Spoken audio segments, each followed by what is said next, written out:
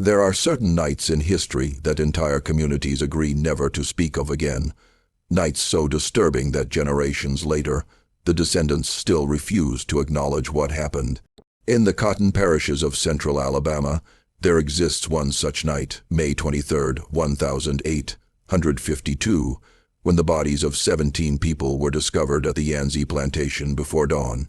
The local magistrate's report, sealed for 73 years, contained details so shocking that when it was finally opened in 1925, 3 historians immediately petitioned to have it resealed.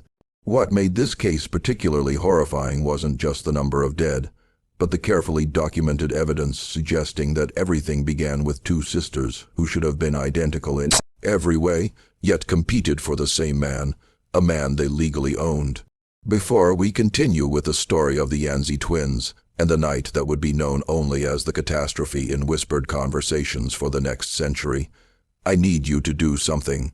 If you're fascinated by the darkest corners of American history, the stories they tried to bury, subscribe to Circle of Fear 1 and hit that notification bell. And in the comments, tell me what state or city you're listening from. I want to know how far these forgotten stories are reaching.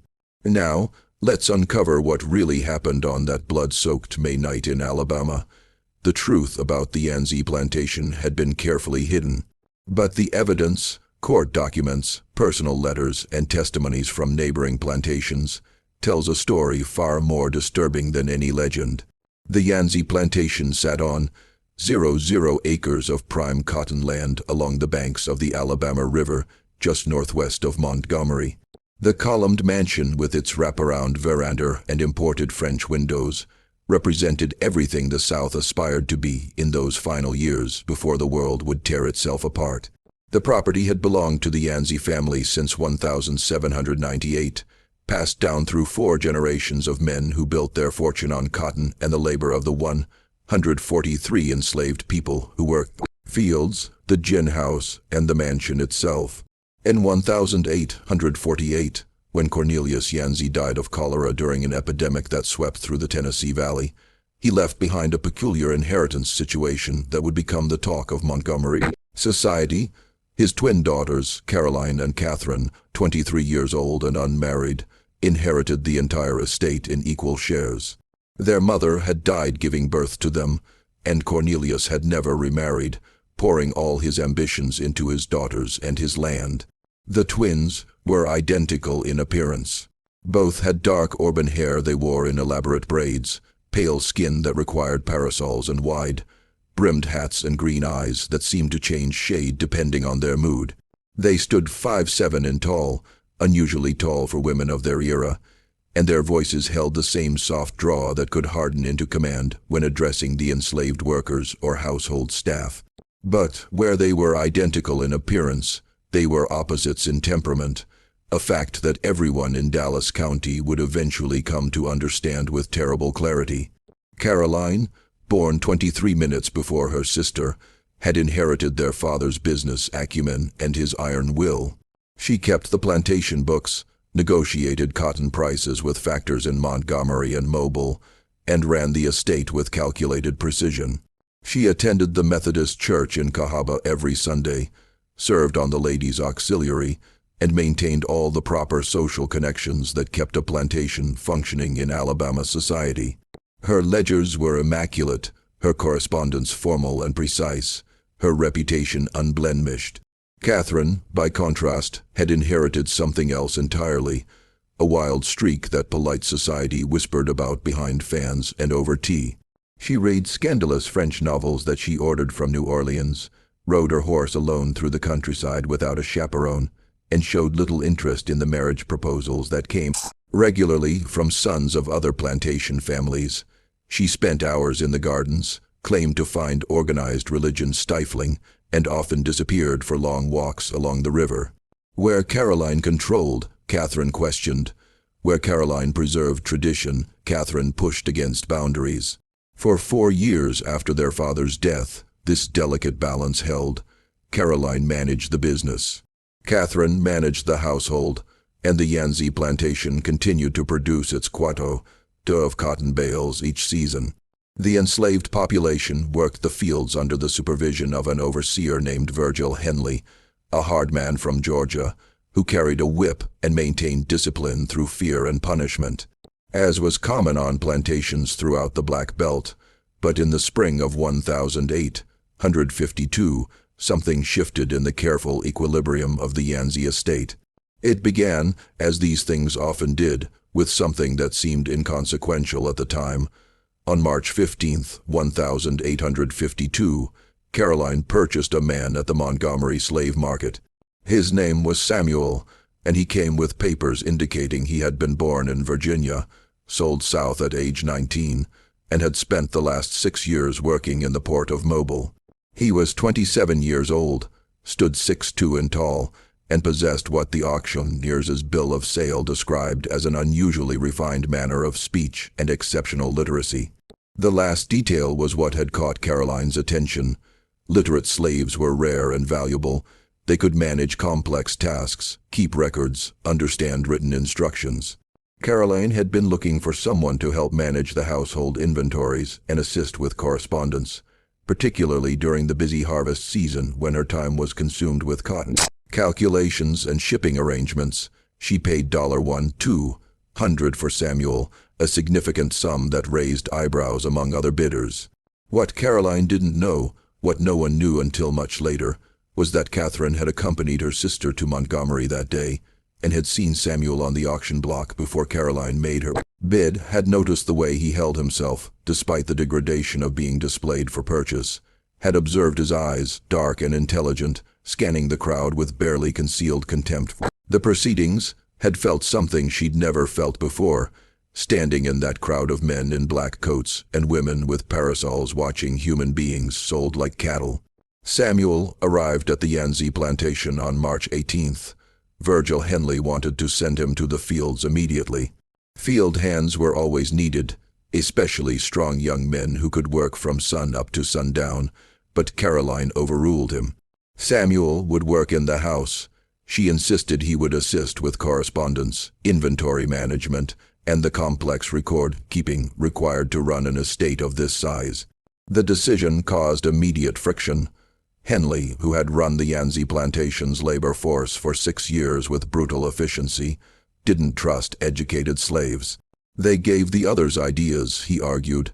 They caused unrest, but Caroline held firm. She owned half this plantation, and she would decide how her property was utilized.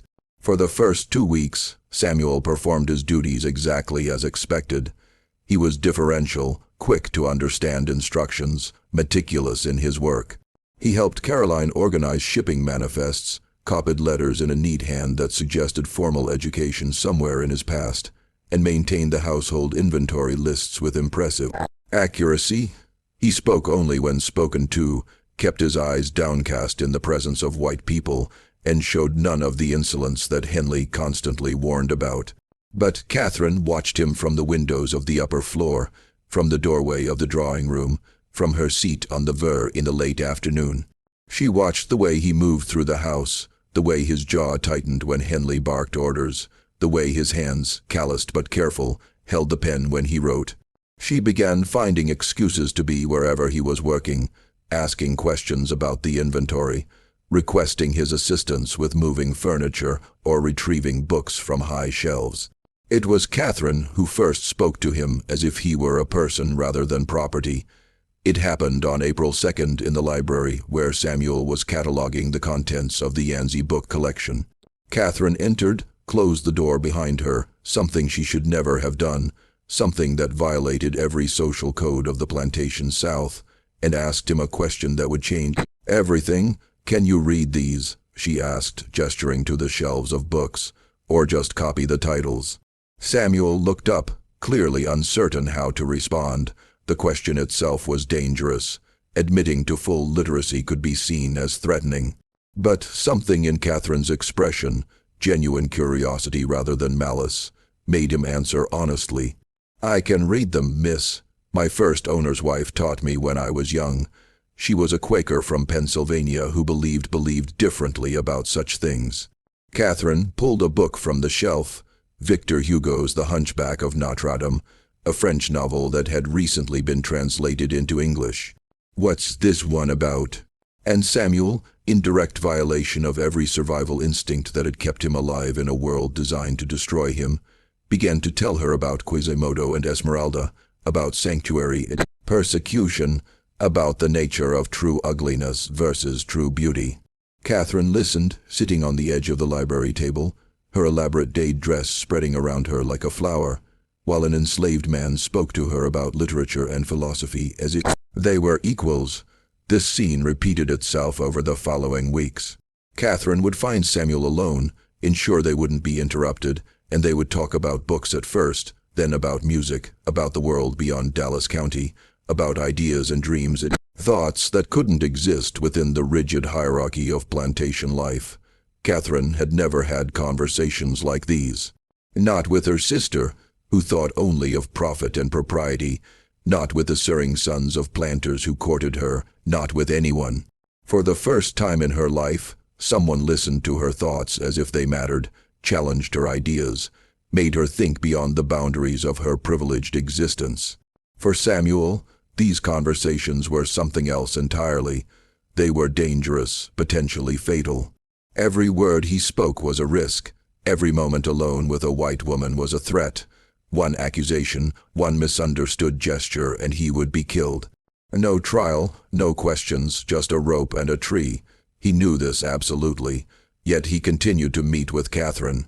Continued to speak honestly with her because in those stolen moments in the library, or the garden house, or the tack room of the stable, he could briefly exist as something other than property.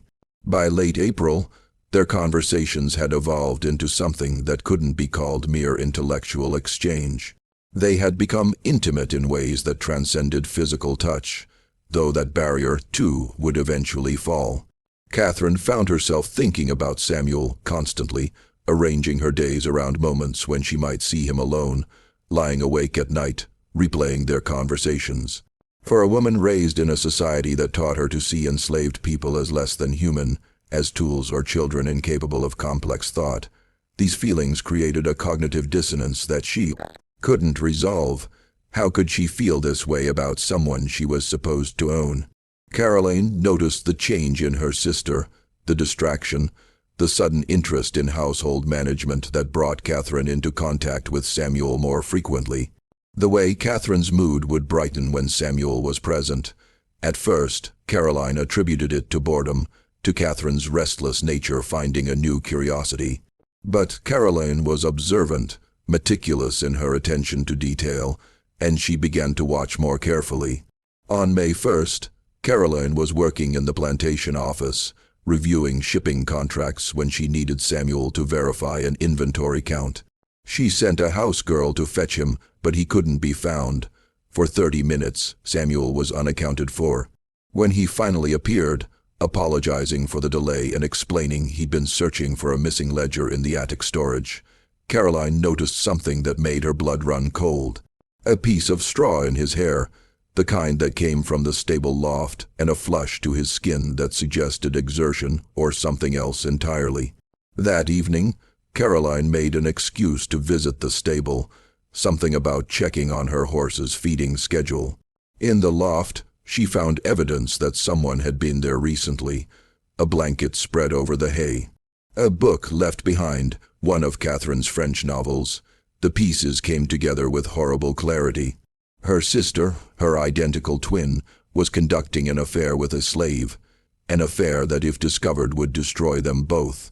Catherine would be ruined, cast out from society. The plantation would be seized and Samuel would be killed, probably tortured first as an example to the other enslaved workers. Caroline's first instinct was horror, her second was rage, and her third was something she didn't expect and couldn't fully acknowledge, even to herself, jealousy. Not because she cared about maintaining racial hierarchies or property boundaries, but because she had begun to notice Samuel too, his intelligence, his dignity despite his circumstances, the way he handled the complex work she gave him with effortless competence. She had told herself these were merely professional appreciations, the satisfaction of having found a valuable asset. But seeing evidence of Catherine's, secret life with Samuel forced Caroline to confront feelings she had been suppressing for weeks. That night, Caroline did something she would later regret for the rest of her life. Instead of confronting Catherine, instead of sending Samuel away or reporting the situation to authorities, she decided to compete.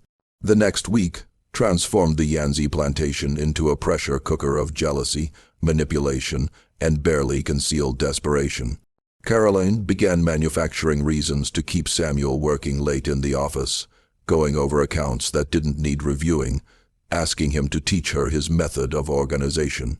She started dressing more carefully when she knew she would see him, wearing her hair differently, speaking to him with a softness that was utterly unlike her usual crisp efficiency.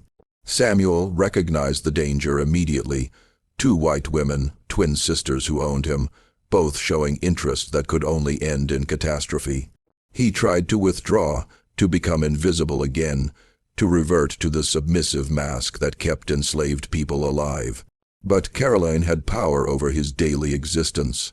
She could assign him tasks, keep him late, send him on errands that ensured they were alone together. And Catherine, increasingly aware of her sister's attention to Samuel, became more reckless in her attempts to see him, more open in her affection, more desperate to claim what she saw as hers. On May 8th, Caroline did something extraordinary. She called Samuel into the office late at night after the house staff had retired, and she locked the door. For a long moment, she simply looked at him, and Samuel stood frozen, certain this was the moment his life would end. Then Caroline spoke, her voice shaking slightly, the first time Samuel had ever heard uncertainty in her tone. "My sister has been meeting with you in the stable. Don't deny it. I have evidence." She paused, watching his face carefully. "I could have you whipped until you can't stand. I could sell you south to the sugar plantations where you'd be dead within 2 years. I could report this to the sheriff and watch you hang another pause longer this time. Or I could offer you something different." What Caroline proposed in that locked office was a transaction that revealed both the absolute corruption of the slavery system and the desperate measures a lonely, isolated woman might take. She would protect him from punishment for his involvement with Catherine. She would ensure his safety, improve his living conditions, perhaps even, she hinted carefully, consider his future freedom. In exchange, he would transfer his attentions to her. He would meet with her as he had met with Catherine. He would, in essence, become shared property between the twin sisters, though Caroline made clear she expected to be the primary beneficiary of the arrangement. Samuel had no choice, and both of them knew it. His consent was purchased with the threat of death and the faint hope of survival. He agreed to Caroline's terms because the alternative was unthinkable. For the next 2 weeks, Samuel found himself caught in an impossible situation. Catherine, unaware of Caroline's ultimatum, continued to seek him out, to speak with him in hushed voices about running away together, about freedom, about a life beyond Alabama that could never exist. Caroline, meanwhile, summoned him to the office with increasing frequency, demanding his attention, his time, his body. The careful distance she had initially maintained, the pretense of propriety, gradually eroded. She touched his hand when reviewing ledgers. She stood too close when discussing inventory. She made comments that were unmistakably personal rather than professional. The other enslaved workers in the house noticed, of course. They saw Samuel's increasing exhaustion, the tension that radiated from him, the way both white women watched him constantly. They whispered among themselves about the danger brewing, about how these situations always ended in blood. Old Diner, who had worked in the Yanzi house for 40 years, pulled Samuel aside in early May and spoke with the blunt honesty of someone who had seen too much tragedy. "Whatever's happening between you and those women, it's going to kill you," she said flatly. "White women and colored men, it always ends the same way. You need to do something wrong. Get yourself sold away before this explodes." But Samuel couldn't see a way out. If he tried to run, the dogs would find him within days.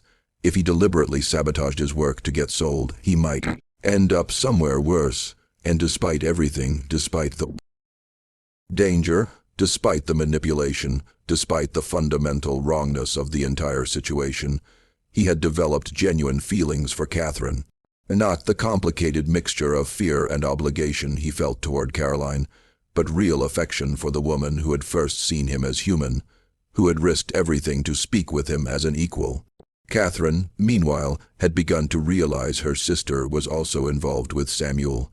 She noticed the way Caroline's eyes followed him, the way she found excuses to keep him working late, the subtle changes in Caroline's behavior.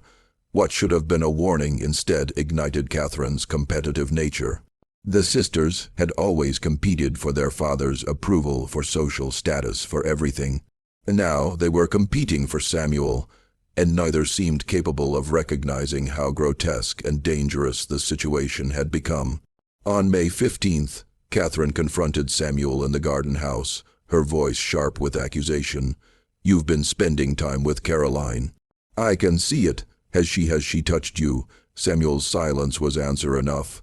Catherine's face went pale, then flushed with anger. "She doesn't care about you. She sees you as property, an asset to exploit. I'm the one who sees you as a person. I'm the one who would risk everything for you, Miss Catherine," Samuel said carefully, using the formal address. Because, even in private moments, the power dynamic could never be forgotten. "With respect, you can't risk what I risk. If this comes out, you'll be socially ruined. I'll be dead. Those aren't equivalent consequences." The truth of this statement hung between them. Catherine wanted to argue, to insist her feelings made them equals, but she couldn't. The plantation system that had given her wealth and status had also made true equality between them impossible. She could sympathize, she could rebel against the strictures of her society, but she couldn't change the fundamental reality that she was free and he was not. That her worst nightmare was exile from polite society while his was death. "Then let's leave," Catherine said suddenly, desperately. "We'll go north. I have jewelry I can sell. We'll get to Pennsylvania or Ohio. You'll be free there. They'll chase us." Samuel interrupted quietly. "Your sister won't let her property disappear. The sheriff will form a posy. They'll bring dogs, and when they catch us, not if, I'll hang and you'll be brought back in disgrace." "Is that what you want?" Catherine had no answer. Her romantic vision of escape crumbled against the reality Samuel understood all too well. But instead of accepting defeat, her desperation deepened. If they couldn't leave, then she would find another way to claim what she saw as hers. That night, Catherine did something that would set the final tragedy in motion. She went to Caroline's bedroom and confronted her sister directly. The argument that followed was later recounted by Rose, a house girl who overheard it from the hallway while bringing up evening tea.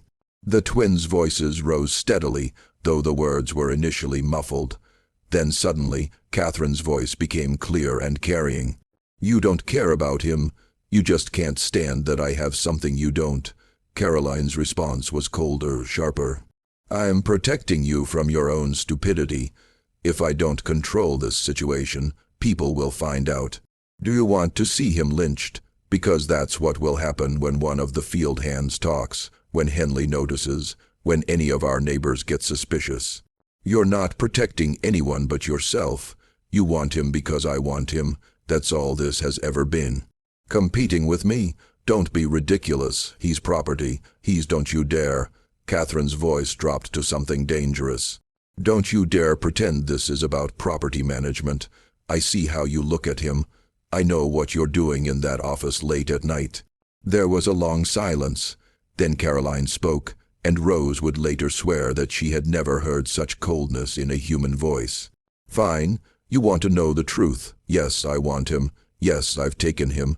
And unlike you with your childish romantic fantasies, I understand what he actually is. Mine, my property purchased with my money to use as I see fit. You can play at being in love if it makes you feel better, but at the end of the day, I own him. You own him? He doesn't get a choice in this. That's the reality you're too foolish to accept. Then we'll see who he chooses when given the chance," Catherine said. "We'll ask him directly, and we'll both honor his decision." Caroline laughed, a bitter sound. "You can't free a slave by asking his preference." "The world doesn't work that way. Then I'll free him legally. I'll draw up manumission papers tomorrow." "You'll do no such thing." Caroline said flatly, "You own half this plantation, I own half. That means you own half of Samuel. You can't free him without my consent, and I don't give it. He stays enslaved, he stays here. And if you try to change that, I'll have him sold. So far south you'll never see him again." The argument deteriorated from there, devolving into accusations and old grievances. Years of sibling rivalry suddenly focused on one man who had no power in the situation at all. Finally, Catherine stormed from the room, slamming the door hard enough to shake the house. The following morning, May 16th, Samuel was conspicuously absent from his usual duties. Carolyn sent 3 different houseworkers to find him, each returning with the same message. He wasn't in his quarters, wasn't in stable, wasn't anywhere on the property they could see. Virgil Henley was summoned, and a search was organized. Plantation workers combing through the fields, the woods along the river, outbuildings. They found Samuel in the old cotton gin house, a building that hadn't been used since a newer gin was constructed the previous year. He was sitting on the floor, back against the wall, staring at nothing. When Henley grabbed him roughly and demanded to know why he'd abandoned his duties, Samuel didn't respond. He simply stood when pulled to his feet and allowed himself to be marched back to the main house without speaking a word. Caroline saw him in this state and felt something crack in her carefully controlled demeanor. She dismissed Henley and the others, then approached Samuel in the plantation office where he'd been left standing. "What's wrong with you? Why did you disappear?" Samuel looked at her, and Caroline would later tell the magistrate that his eyes held something she'd never seen in an enslaved person before. Not hatred, not fear, but complete resignation. "You can't force someone to choose between 2 people who own them," he said quietly. "There's no choice in that, just survival. We're not forcing." Caroline started, but Samuel cut her off. A boldness that would have gotten him whipped on most plantations. "Yes, you are, both of you. Miss Catherine thinks she's different because she talks to me like a person, but she still owns me. You think you're practical and honest about it, but you still own me. And now you're both angry because your property isn't behaving the way you want." He paused, seeming to wrestle with whether to continue, then clearly deciding he had nothing left to lose. "I can't be part of this anymore. I won't be. Sell me, whip me, kill me. I don't care, but I won't keep doing this." For a long moment, Caroline stared at him. Then, surprisingly, her expression softened into something almost like regret. "You're right," she said quietly. "This has become impossible. I'll arrange to sell you to a factory in Mobile. You'll be processed through and sold elsewhere. It's the safest option for everyone." But Catherine, who had been listening from the hallway, burst into the room. "You will not sell him. I won't allow it." "You don't have a choice," Caroline said, her voice hardening again. "I own half of him. That gives me the power to force a sale if I believe the asset has become disruptive to plantation operations. Any magistrate would agree with me." What happened next was documented by multiple witnesses. Catherine, in her desperation, made an offer that was both legally dubious and socially catastrophic. She proposed that she and Caroline divide all plantation assets, each taking complete ownership of their portion. Catherine would take Samuel as part of her share, free him immediately through manumission papers, and then marry him. They would leave Alabama, go north, where such marriages were recognized in some states, and never return. The silence that followed this announcement was absolute. The 2 house workers present, Rose and a young man named Isaac, stood frozen, understanding they were witnessing something that could get everyone in the room killed. Caroline's response was carefully controlled. "You've lost your mind. That proposal is illegal, immoral, and would destroy both of us." "The answer is no." "Then I'll take this to court," Catherine said. "I'll petition for division of property." You'll what?" Caroline interrupted. "Tell a judge you want to free and marry a slave. They'll commit you to an asylum for insanity or worse. They'll investigate why you're so attached to this particular piece of property, and then Samuel dies. Is that what you want?" Catherine had no answer to this. She stood trembling with rage and helplessness, tears streaming down her face while her sister watched with an expression of pity and contempt. Samuel, caught between them, made a decision. "I'll choose," he said suddenly. "You want me to choose?" "I'll choose. Then this ends." Both sisters turned to look at him. "What?" Caroline said. You ask me to choose between you. I choose Miss Catherine. She's the one who first saw me as human. If my choice means anything, if there's any possibility of something other than being property forever, I choose her. For a moment, hope flared in Catherine's eyes. Then Caroline smiled, a cold, terrible expression. Your choice means nothing. You're a slave. You don't get to choose. Catherine stepped forward, her hand moving to her dress pocket where she'd placed a small pistol earlier that morning, a weapon she'd taken from her father's study, intending to use it to protect herself and Samuel if they tried to run. Her hand closed around it, and in that moment, she genuinely considered shooting her sister. Caroline saw the movement, recognized the shape of weapon through the fabric, and her face went pale. Catherine, don't give me ownership of Samuel, Catherine said, her voice shaking. Sign over your half to me now. If you shoot me, you'll hang. Caroline said, and Samuel will still be sold. Henley or the sheriff will ensure it. You can't win this way. The standoff lasted for what felt like hours, but was probably less than a minute. Then Samuel spoke, his voice utterly calm. Miss Catherine, put the gun away. Please, nothing good comes from this. Catherine looked at him, saw something in his expression, pleading or perhaps wisdom, and slowly removed her hand from her pocket, empty. The moment of potential violence passed, but the damage was done. Everyone present knew how close they'd come to murder. Caroline straightened her dress, her composure returning, though her hands shook slightly. I'm going to Montgomery tomorrow to speak with our lawyer about formally selling Samuel. This situation has become untenable. He'll be gone within a week. Catherine turned and walked from the room without another word. Samuel remained standing where he was, and Caroline couldn't quite meet his eyes as she told him to return to his quarters and remained there until she decided what to do with him.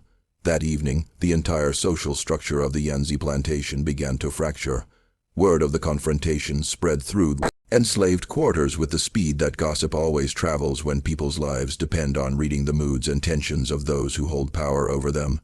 The field workers who had been kept separate from the house drama until now learned that two white women were fighting over a house slave, that guns had been drawn, that everything was falling apart. Virgil Henley heard the whisper and understood immediately how dangerous the situation had become. Enslaved workers who witnessed white people losing control, who saw the power structure destabilizing, might get ideas, might start thinking about rebellion or escape, might realize that the system that held them in bondage was more fragile than it appeared.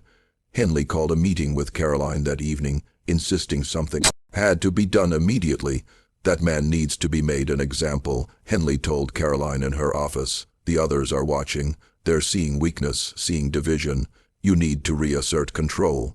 I'm selling him, Caroline said. That resolves the issue, not quickly enough. He should be whipped tonight publicly. Send a message that insubordination gets punished. Caroline hesitated. She knew Henley was right from a plantation management perspective.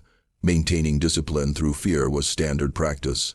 But the thought of ordering Samuel whipped after everything that had passed between them made her feel sick. No, she said finally, we'll handle this my way. Henley's expression hardened. You're making a mistake, both you and your sister. This is what happens when women try to run plantations without a man's firm hand. The condescension in his voice sparked Caroline's anger. You're dismissed, Mr. Henley. I'll call you if I need your services. After Henley left, Caroline sat alone in the office trying to determine her next move. She had lost control of the situation, something she prided herself on never allowing.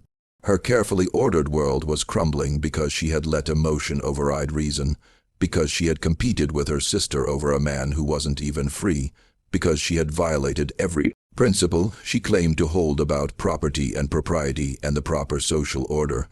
While Caroline wrestled with her choices, Catherine was in her bedroom writing a letter. She had decided, in the wake of the confrontation, that if she couldn't free Samuel through legal channels, she would help him escape. She would provide money, supplies, information about the Underground Railroad contacts she'd heard whispered about in Montgomery's more radical circles. She would sacrifice everything, her inheritance, her position, her family, to give him a chance at freedom. In her letter, she detailed her plan. Samuel would leave that very night, heading north through the woods towards Selma, where a Quaker family was rumored to shelter runaways. Catherine would create a distraction, claim Samuel had attacked her, give him enough of a head start that the pursuing party might lose the trail. It was a desperate, poorly conceived plan with almost no chance of success. But Catherine had moved beyond rational thought into the realm of romantic martyrdom. She saw herself as the heroine of one of her French novels, sacrificing everything for love, defying society's cruel laws. She didn't fully grasp, or chose to ignore, that her sacrifice wouldn't save Samuel, would likely only ensure his death was more drawn out and painful when he was inevitably recaptured. Catherine sent word to Samuel through Rose, asking him to meet her in the garden house at midnight. The message included instructions to bring nothing, to tell no one, to be ready to leave forever. Samuel received this message in his quarters, a small room he shared with 2 other houseworkers. He read Catherine's note, written in her elaborate script on expensive paper, and felt despair settle over him like a weight. He understood what Catherine could not or would not accept. Escape was impossible. The plantation dogs would track him within hours. Every white person in the county would be watching for a runaway slave, authorized to shoot on sight. Even if by some miracle he made it to Selma, the Quaker family might not exist, or might not risk their lives for a stranger, or might have already been discovered and arrested for aiding runaways. But Samuel also understood that if he didn't go along with Catherine's plan, she would be devastated, might do something even more reckless. And there was a small irrational part of him that wanted to believe escape was possible, that Catherine's love could somehow overcome the brutal machinery of slavery. He spent the hours before midnight talking quietly with Isaac, the young man who worked in the house. Isaac had been born on the Yanzi plantation, had known nothing but this life, and he listened to Samuel's situation with the weary wisdom of someone who had seen these dramas play out before.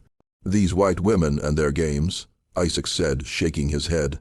"They think they can control everything, including how we feel. Miss Catherine acts like she's doing you a favor, like helping you run is noble. But when you get caught, and you will get caught, she'll be safe in this house while you're being torn apart by dogs or hanging from a tree." "I know," Samuel said quietly, "but what choice do I have? If I refuse her plan, I'm still being sold away.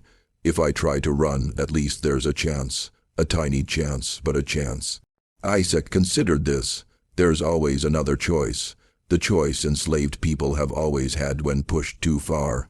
Samuel understood what Isaac meant without him saying it directly. Resistance, not escape, not submission, but direct confrontation with the system itself. It was a choice that always ended in death. But sometimes people reached a point where death on their own terms seemed preferable to continued degradation. "I'm not ready for that," Samuel said. "None of us are," Isaac replied, "until suddenly we are." As midnight approached, the Yanzi plantation settled into uneasy silence. Caroline, exhausted from the day's confrontations, had finally fallen asleep in her bedroom, though her rest was troubled by dreams of conflict and loss.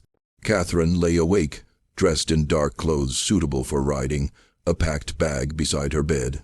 She had decided to go with Samuel, after all, had convinced herself their love could overcome any obstacle. Virgil Henley sat in his cottage near the slave quarters, drinking whiskey and cleaning his pistol, convinced that everything happening at the plantation was the result of weak female leadership. And Samuel prepared to meet Catherine to participate in her doomed plan, because he had run out of better options. What none of them knew was that Rose, the house girl who had been carrying messages between the sisters and Samuel, had become increasingly frightened by what she was witnessing. Rose had a husband in the quarters, had children she was terrified of losing if the plantation fell apart or was sold. She had seen what happened when white people's conflict spilled over onto enslaved workers. Everyone suffered, the guilty and innocent alike. So Rose made a decision that would determine the fate of everyone at the Yanzi plantation. She told Virgil Henley everything about the affair, about both sisters competing for Samuel, about the escape plan Catherine had arranged for that very night. Henley listened to Rose's whispered account in his cottage, his expression growing darker with each detail. When she finished, he stood abruptly. "Go back to your quarters. Say nothing to anyone about this conversation. If anyone asks, you've been asleep all evening." Rose fled, terrified she had made everything worse. Henley, meanwhile, began to make his own plans. He understood that what was happening at the Yanzi plantation was beyond his ability to control through normal disciplinary measures. The situation required more drastic intervention. He would gather a group of trusted men, overseers from neighboring plantations, men he'd worked with before, men who understood how to handle situations when enslaved people got uppity, or when white women needed to be protected from their own foolishness. They would catch Samuel in the act of running, would deal with him in the permanent way that served as a message to every other enslaved person in Dallas County, and they would quietly ensure Yanzi sisters understood the consequences of losing control. At 11:45 p.m. on May 22, 1852, Samuel left his quarters and began walking toward the garden house. The night was humid, moonless, the air thick with the scent of magnolia and the distant promise of rain. He moved quietly past the main house, past the dark windows where Caroline slept, toward the small building where Catherine waited. He didn't know that Henley and 6 other men were already positioned in the shadows, watching his approach. He didn't know that Caroline had woken from a nightmare and was even now standing at her bedroom window, watching the grounds with a feeling of dread she couldn't explain. He didn't know that what he thought was a private escape attempt was actually walking directly into an ambush that would end in catastrophe.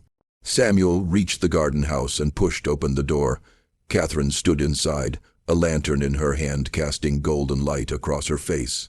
She smiled when she saw him, a smile of hope and determination and desperation. "You came," she whispered. "I was afraid you wouldn't come." "I came," Samuel replied, and then, because some part of him needed her to understand the reality of what they were attempting. "But Miss Catherine, you need to know this won't work. We won't make it. This ends badly no matter what happens next." Catherine stepped closer to him, close enough that the lantern light caught the tears in her eyes. "Then let it end badly together. Let us at least try." Before Samuel could respond, before Catherine could say anything more, the garden house door crashed open. Virgil Henley stood in the entrance, pistol in hand, 6 other men behind him carrying rifles and torches. The sudden light was blinding after the darkness, and for a moment, everyone froze in a tableau that captured the essential cruelty of the moment. An enslaved man and a white woman caught in an embrace, surrounded by armed men representing every structure of power that made their relationship both possible and forbidden. "Step away from her," Henley ordered, his voice cold and final. "Step away right now, or I'll shoot you where you stand." Just when we thought we'd seen it all, the horror in that garden house would escalate beyond anyone's imagination. If this story is giving you chills, share this video with a friend who loves dark mysteries. Hit that like button to support our content, and don't forget to subscribe to never miss stories like this. Let's discover together what happens next in Alabama's darkest night. Samuel raised his hands slowly, stepping back from Catherine. Henley gestured with his pistol for Samuel to move toward the door toward the waiting men. Catherine, her face pale with horror, suddenly stepped between them. "No, you can't take him. I invited him here. This is my fault, not his." "Miss Catherine, you need to go back to the house," Henley said, his voice holding a warning. "This doesn't concern you anymore. We're dealing with a slave who attempted to assault you. That's what happened here. That's what everyone will say happened. He didn't assault me. I asked him to come here." "You're confused," Henley interrupted, and now there was menace in his tone, traumatized by his attack. "Now go to the house before you say something you'll regret."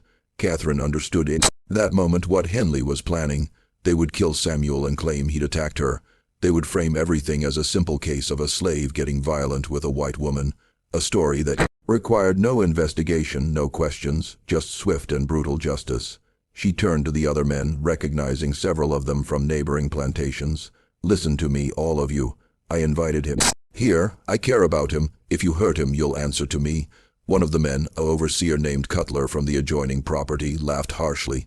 "Miss, with respect, you don't seem to understand your situation. What we witnessed here is a capital crime. That man was alone with you in the dark. That's all a jury needs to hear. Now you can either go quietly back to the house and let us handle this, or we can tell people you were complicit. Your choice." The threat was clear. Cooperate with their version of events or be destroyed along with Samuel. Catherine looked at Samuel, saw his resigned expression, saw that he understood this moment had been inevitable from the beginning. Their relationship had existed in a space that the plantation system couldn't tolerate, and now that system was reasserting itself with violence. "Run," Catherine said suddenly to Samuel. "Run now, I'll stop them." It was a foolish suggestion born of desperation rather than strategy. Samuel couldn't outrun bullets, couldn't escape men on horses with dogs.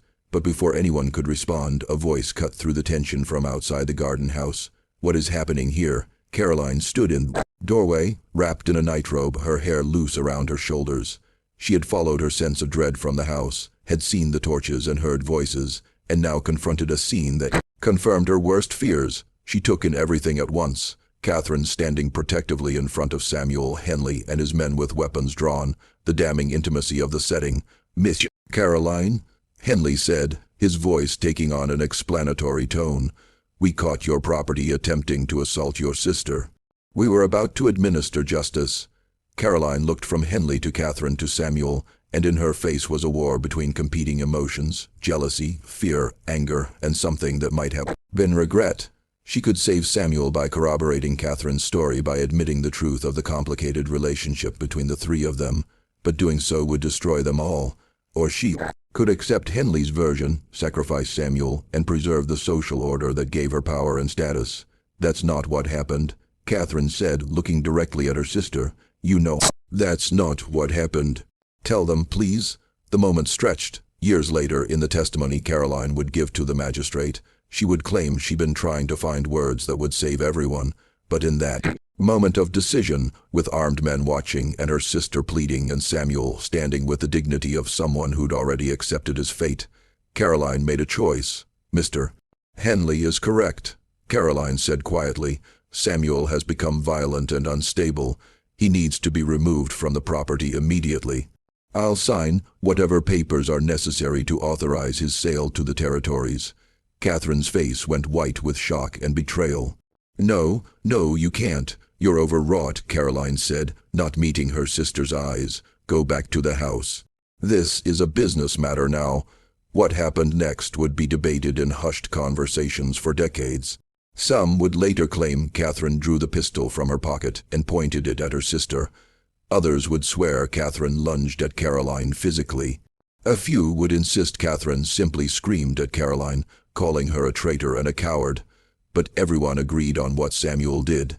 He stepped forward, placing himself between the sisters, his voice calm despite the terror of his situation.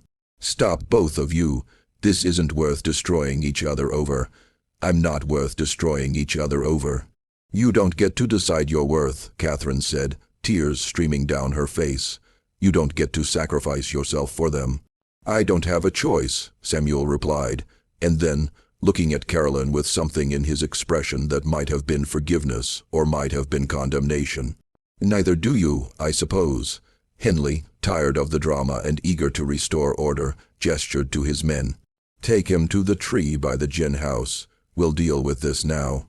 The phrase "deal with this" had only one meaning in the plantation South, when applied to an enslaved person accused of threatening a white woman. Caroline's face palled as she understood what Henley was proposing. "Wait," I said, "sell him not. With respect, Miss Caroline, this situation requires immediate resolution."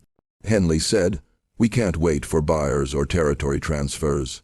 The other slaves need to see that this kind of behavior results in immediate consequences. Otherwise we'll have chaos." Caroline opened her mouth to argue, then closed it. She had set these events in motion by confirming Henley's false version of the night's events. She couldn't walk it back now without destroying her own credibility and safety. She had chosen the system over Samuel, had chosen preservation of order over mercy, and now that choice was spiraling beyond her control. Catherine, seeing her sister's hesitation, made her own choice. She stepped forward and wrapped her arms around Samuel, holding him in full view of everyone present. "Then you'll have to take me too. If you're going to kill him, you'll have to go through me." It was a gesture of defiance, of desperation, of love. It was also futile. Two of Henley's men stepped forward and physically pulled Catherine away from Samuel, holding her as she struggled and screamed. Another man grabbed Samuel, binding his hands with rope. "Take Miss Catherine to the house," Caroline ordered, her voice shaking. "Lock her in her room. Don't let her out until morning." As Catherine was dragged away, still screaming protests, Caroline turned to Henley. What she said next would haunt her for the rest of her life. "Do what you think is necessary, but make it quick." "I don't want him to suffer," Henley nodded. And then he and his men took Samuel toward the old cotton gin house where a large oak tree stood.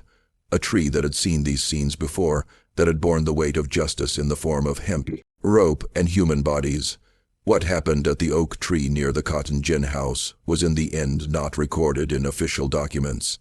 Lynchings rarely were, particularly when they were conducted under the pretense of protecting white women from enslaved men.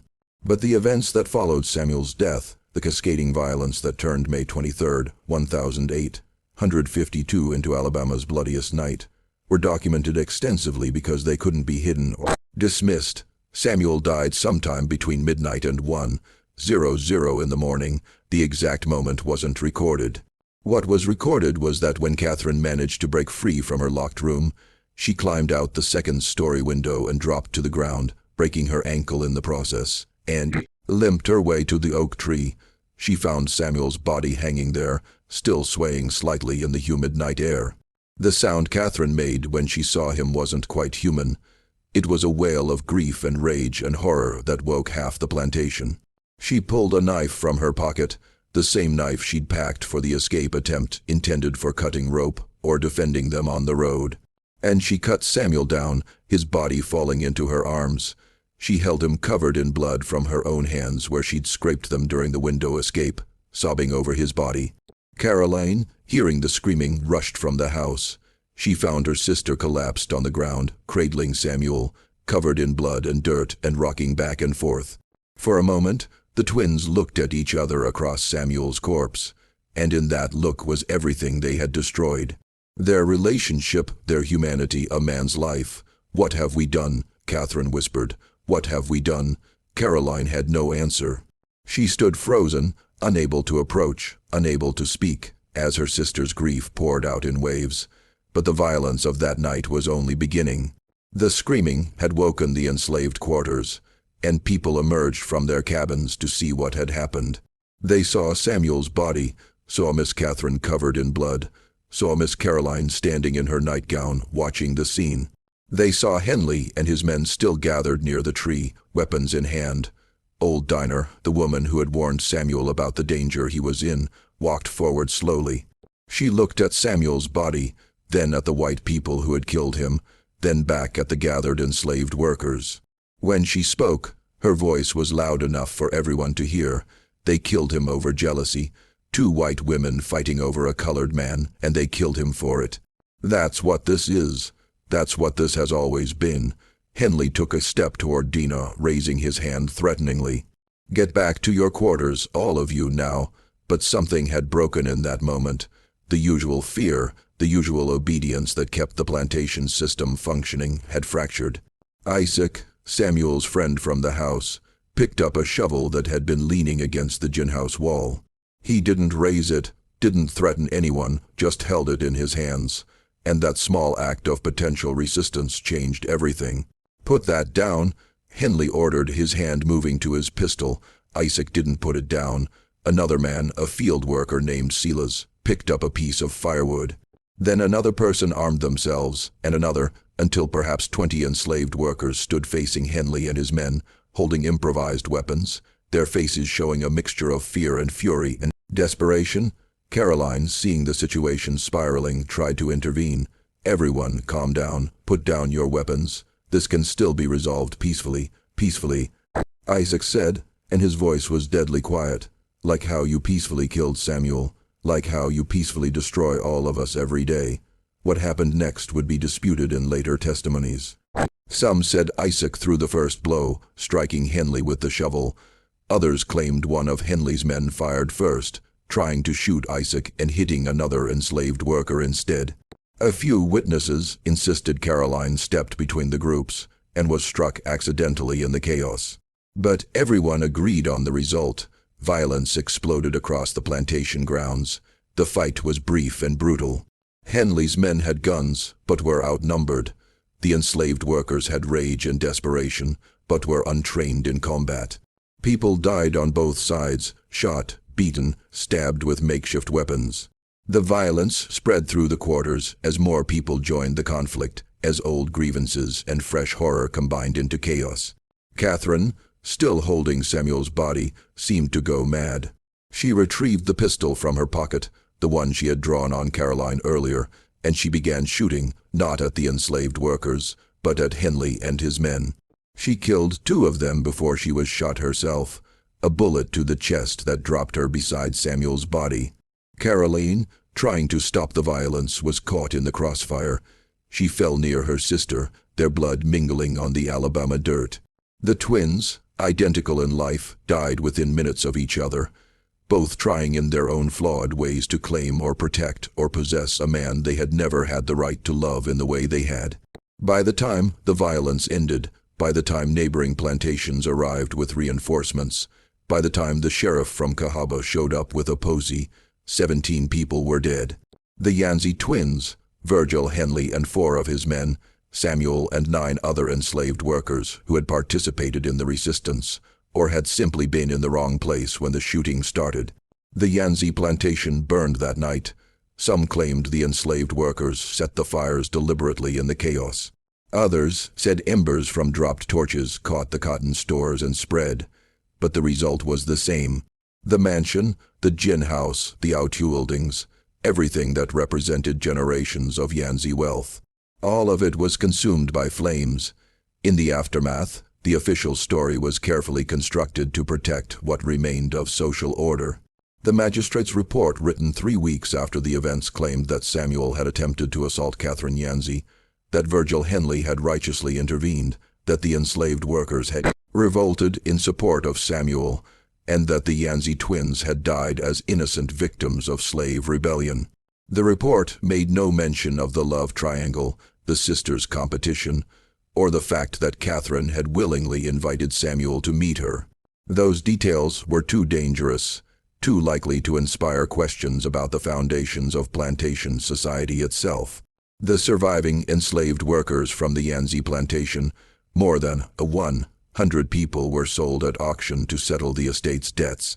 Families were separated, children torn from parents, the entire community scattered across the Deep South.